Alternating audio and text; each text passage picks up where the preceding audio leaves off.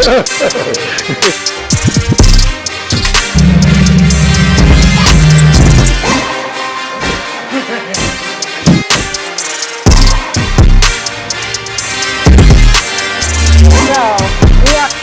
going on over 50 years now. Yeah, it's all Sijo to learn anyway. It did something to the karate.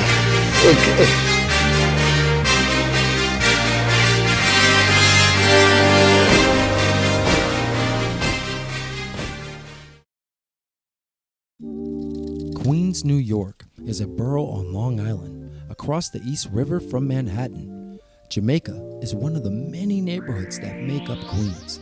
South Jamaica, commonly referred to as the South Side by the residents that live in the area, as well as most New Yorkers, is a residential neighborhood in that borough.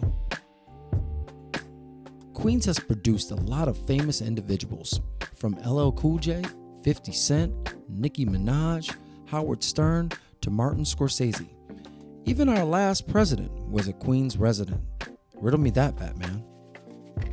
And all that's nice. However, this episode isn't about those former Queens residents. It's about unsung heroes. It's about a martial arts school located at 107-31 Supton Boulevard, Queens, New York, and the grave importance that this martial arts school and its founder plays in the episodes to come. But for today, we're going to focus on one of the many pillars that make up SWAM, Grandmaster Mark Terry.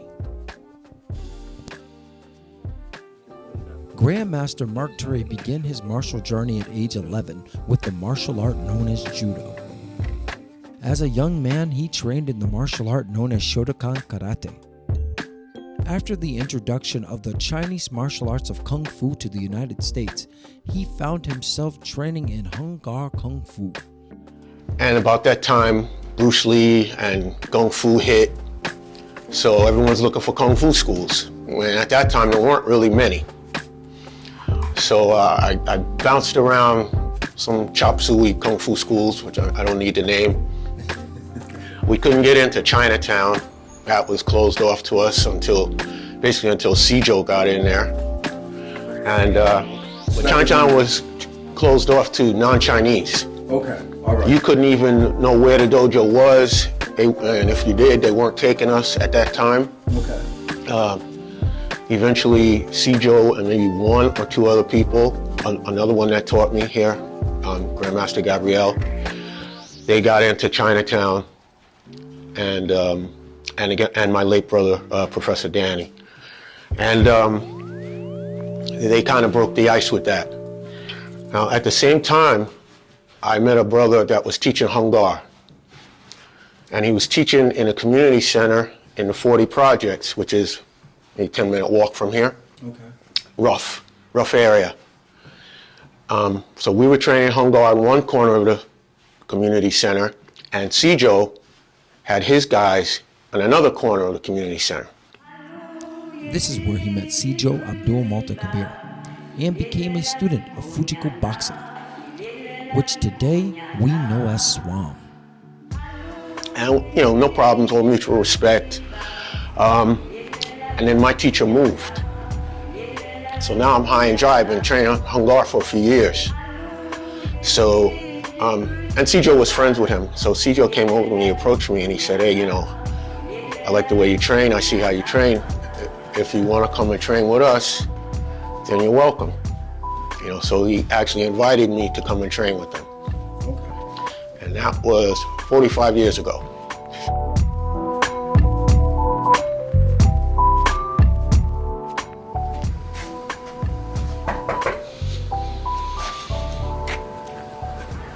Hey, my man, how you doing? Yes, hey, brother. Yes, long time no see. Yes, sir. Konnichiwa. Thank you for being on the Martial Maze. Modern Combatives, obviously, we're doing this special episode. So, tell me a little bit about this place. I'm noticing the gold is still here. I remember it was being... Yeah, for a while it was all the way out like a radius, but eventually it just wore down. Okay. But at least we still have, the entrance. All right, so this is the original. This is the SWAM headquarters. We've been in this spot for over 40 years. Wow, 40 years. That's a long time, man. Yes, sir. All right, so tell me a little bit about the area now. I mean, because obviously it was all hell back in the day. But tell me, so this obviously is the actual building. Yes. That Right. the drug dealers took over. Right. And so we had to persuade them to take their business elsewhere. Okay. Down the block and across the street there used to be a masjid upstairs, and so that's where all the brothers would meet when we were doing the siege in the neighborhood. Oh wow. Okay. The neighborhood is still kind of rough. However, there's no drug dealers on that corner at any time of day or night anymore. Well, yeah, listen, man. I mean, if I didn't know any better, I would say this is a great neighborhood. I'm like, Yeah, I mean, the streets are relatively clean. It's, you know, so. Yeah, it's early. It's early and it's cold. Okay. You come around in the summer at night, it's a little bit different. Oh, all right, that makes sense. Some of us are not crazy about the cold, you know. Yeah, so. yeah, we're tropical people. Yes, we are tropical people. Well, let's get inside, get this tour started. All right, very good. Go ahead. Okay.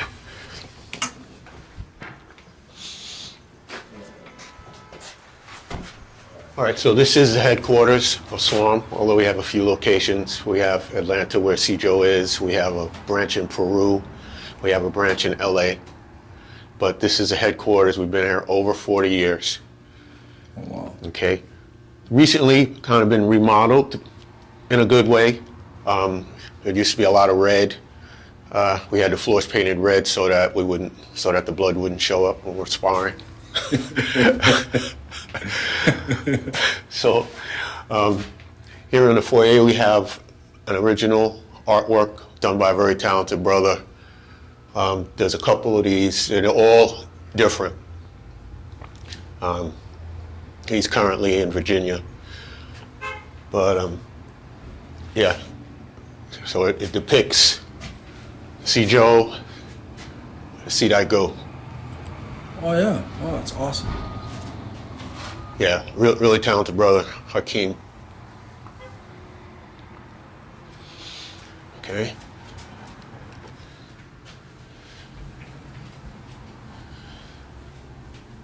Also another poster of Sijo. Now, for those that don't know, that's Sijo Abdul multaKabir. Okay. All right. Right. Okay, and we have this, which is super important. So this is the Dojo Kun. Right. For those that don't know, a Dojo Kun sets the rules and behaviors that are acceptable in the dojo.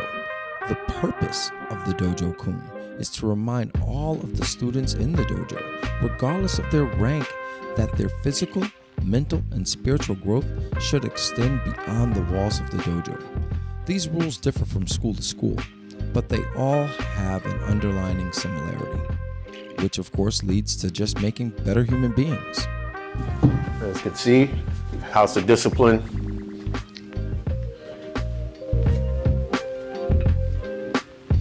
So this is where it happens, huh? This is where it happens. This is where it happens.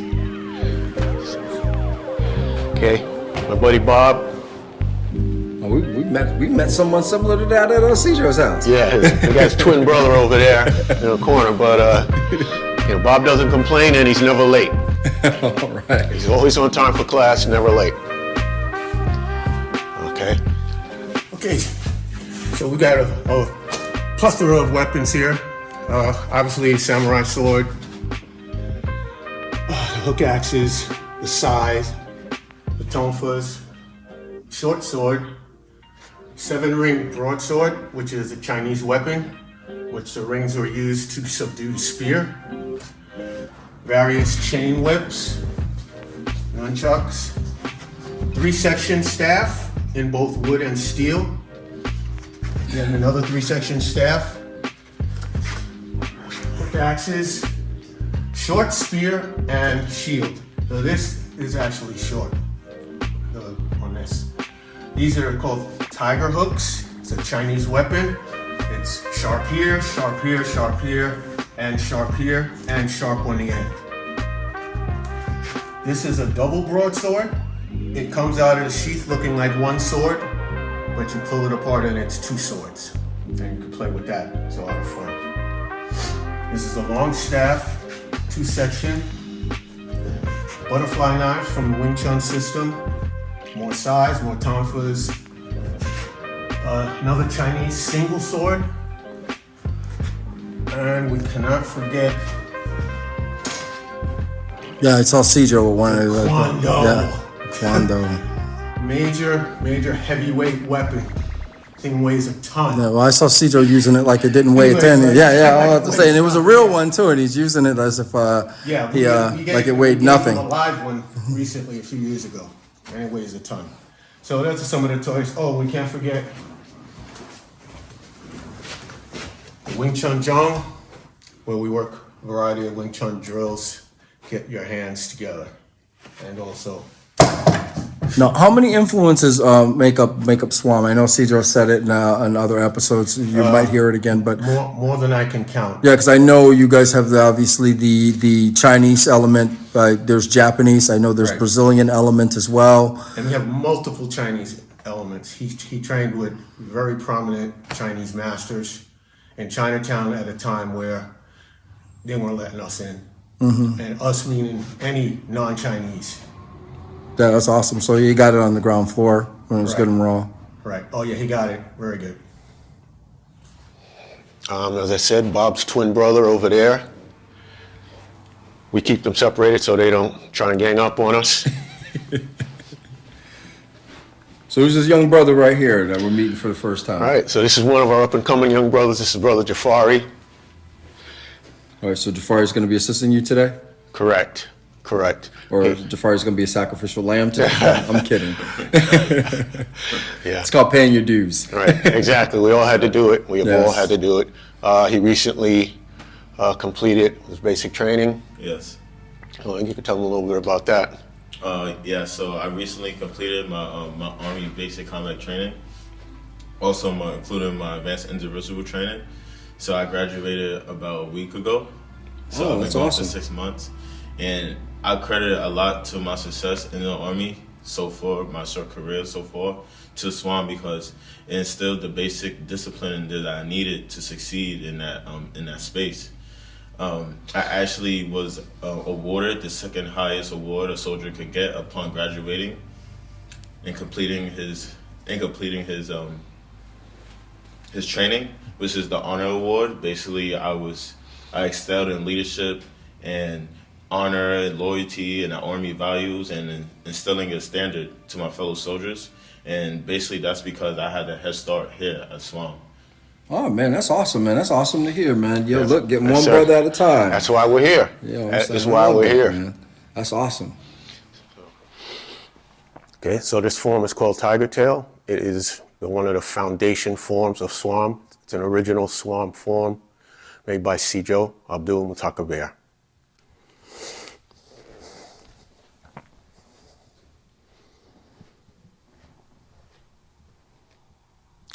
SWAM!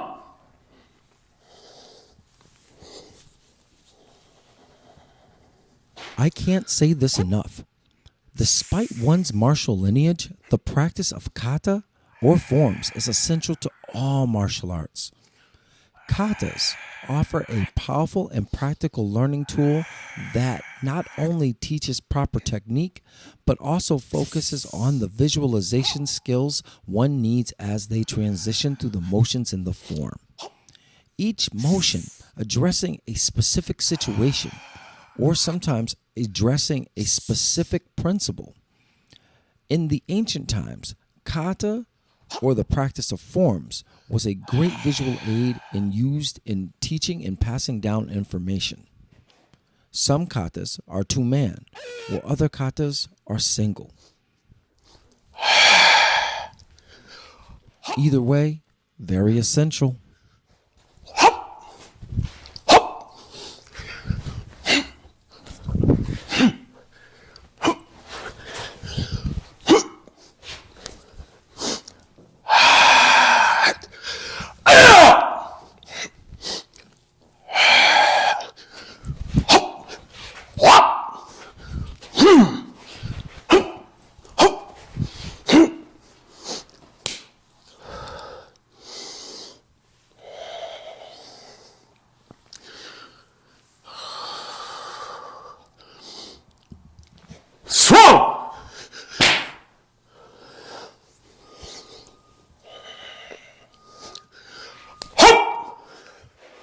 No demonstration of form is complete without a demonstration and a bit of bunkai. Okay, so after the opening salutation, after we initially break and come back, we go into a lady horse stance, which is basically the Wing Chun horse, which is protecting the groin, lowers our center, and gather our chi. That's the first part of that. Okay, now I can use you. So coming out of this position, this is my favorite, is a double strike. I'm getting him with the fist, and I'm getting his friend with the elbow. So if he's him, or if he's him, which is a big thing in Kung Fu, these double kind of strikes. Okay, the other part is that I want to emphasize, we're good. I'm gonna stay right there, actually, I'm sorry. So I'm blocking here, blocking a low kick here, and attacking him here. This is a tiger strike. Okay, I could be stopping a kick there, or I could just be neutralizing him and tiger claw to the face. Those are the three areas I like to emphasize in that form. So the founder of Aikido was Morihei Ueshiba, and he trained in multiple Japanese disciplines. Now, this system of Aikido derived from Daitoryu Aiki Jujutsu, okay? And so there were others painted in there, but this was the main one, okay? So now we look at this particular system, and we look at also the gentleman and his philosophy. Now, Sensei Ueshiba was very spiritual, all right? So he, out of his martial studies, he wanted to focus on the philosophies, all right, and also the religious aspect. He tied in, he mixed it up in there like a Gorgon knot, all right, which gave it its unique flow, all right, and this is what we call harmony. Now, the end game is that he wanted to be able to snuff out the aggressor with minimum effort, and also keep the aggressor safe. Grandmaster Terry has trained in the martial art of Aikido as well, and has 53 years of martial practice under his belt. Aikido. All right. So now we're going to break the word into its little pieces so you get a better understanding of the word. Now, translated in English, it means to harmonize, the way of harmonizing one's energy, or the way of harmonizing one's spirit, all right, or unifying. So when we look at the word Aikido and break it into pieces, Aikido, all right,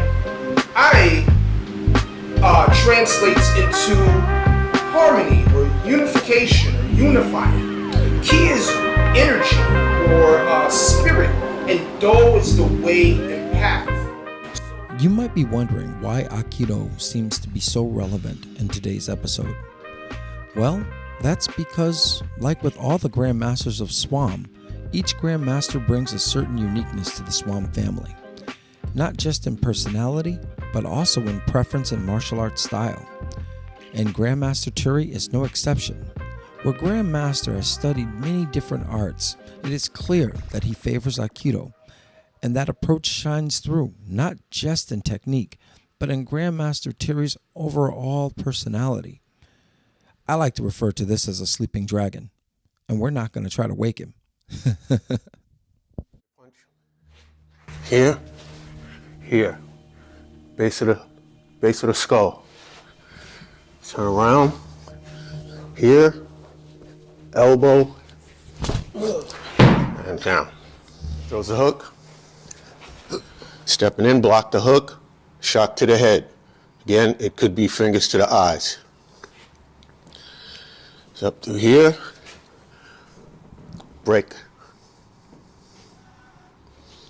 Okay. Shot to the groin while I step through. Could break the arm again, and roll them out. Go at your own pace. Okay?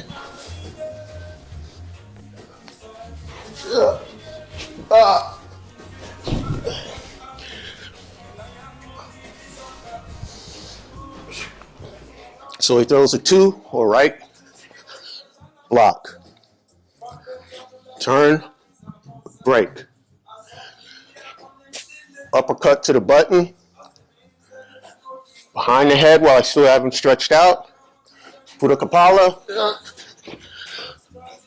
I put my arm through and grab this arm.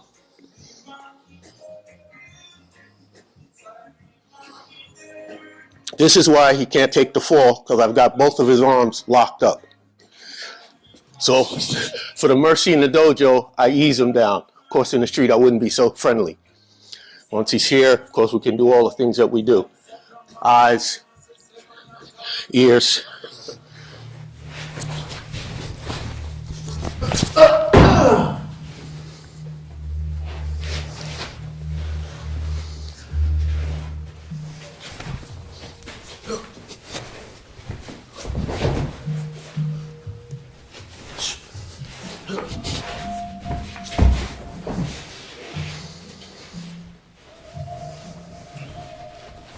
So, the founder of Aikido was Morihei Ueshiba, and he trained in multiple Japanese disciplines. Now, this system of Aikido derived from Daitoryu, Aiki Jujutsu, okay? And so there were others painted in there, but this was the main one, okay? So now we look at this particular system, and we look at also the gentleman and his philosophy. Now, Sensei Ueshiba was very spiritual, all right? So he, out of his martial studies, he wanted to focus on the philosophies, all right, and also the religious aspect. He tied in, he mixed it up in there like a Gorgon knot, all right, which gave it its unique flow. All right, and this is what we call harmony. Now, the end game is that he wanted to be able to snuff out the aggressor with minimal effort, and also keep the aggressor safe. Man, listen, I couldn't help myself. For this one, I definitely had to gear up to expand my education. As he approaches, I want to get both of those knees. Now him having intent is going to try and pass. As soon as he passes and goes for the neck, going to pin both hands, pop up both, and umpa. Right here, both arms are being broken at the same time. I teach this a lot to my females, so that in case they find themselves in a situation where a guy's trying to mount them, they can pop that up. They can pop that up in 1 second. Oh yeah, that hurt.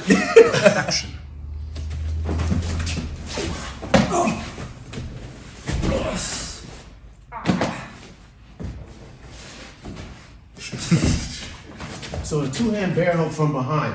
First thing I want to do is create space and shock the groin. This is important because as you see now his arms came up and it leaves me other options. I can get the fingers, I can get a Sankyo, I can switch into a Kodagaishi. But the main thing is I want to create that space and give him that shock because he's certainly not expecting that when he tries to wrap me up.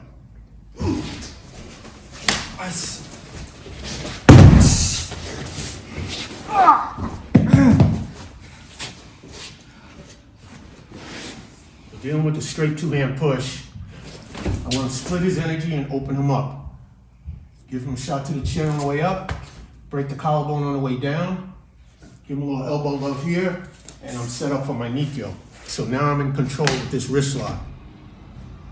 So I have many options from here. I can put a kapala him, I can put him in a come along, and we could go from there. So, all right, so everything is happening because a lot of times they get the Monday night quarterbackers, they're watching this and they're going to go, nobody keeps their arms out that long. But this is all happening really fast. Yes, it's not like something that's and to get to that Nikkyo, because I was pushing at you. What I was also noticing was the strike to the. You're striking here to the collarbone. I mean, those that don't remember about the Judo chop, and it doesn't. So if I'm understanding correctly, it doesn't take a whole lot to break The a collarbone. collarbone is very easy to break. It's one of the easiest bones to break in the body. So as in many karate styles, many kung fu styles, Yes. we have this that breaks collarbone. And of course, on my way to the Nikkyo, which ultimately I want control, which is why I want the Nikkyo. If you haven't been knocked out already with a shot to the button or the elbow to the temple, now I want to control you so I can now be in the driver's seat. And I can take you wherever it is I need to take you. So in a situation in close quarters, an individual has a knife, he's just going for a straight ski, straight stab. First thing I would do is get out of the way. First thing I don't want to do is get got.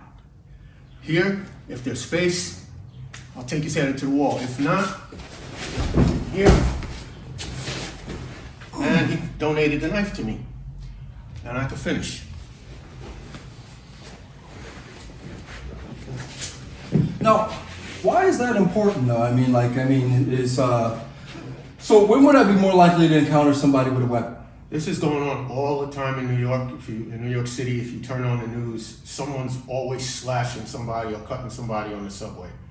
And it's usually an unsuspecting person that is not exercising situational awareness, and that knife just comes out of nowhere. So I'm noticing one of the things that I noticed right away is that you use Tai Sabaki. Am I saying that right? The Yes, Tai Sabaki. Tai Sabaki, So I'm yeah. saying you use the Absolutely. Tai Sabaki first to get out of the way. Absolutely. So even if I had came at you either way, the first thing you did was you moved. Right. The way I teach it is, if a train's coming down the tracks, you don't back up. You get off the track. Let the train go. That makes sense to me. I'm not standing in front of a moving train. No, well, I like being referred to as a train. I like that one.